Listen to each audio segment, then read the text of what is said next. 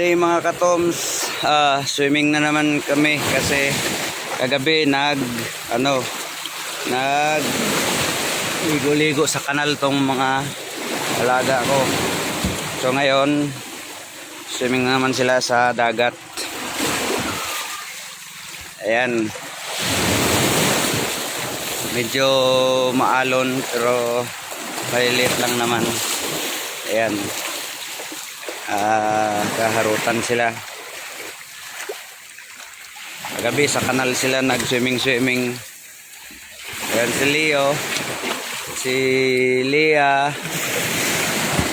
at saka ang ating Biljan. Ayan, 3 months at saka ano na siya, 20 days.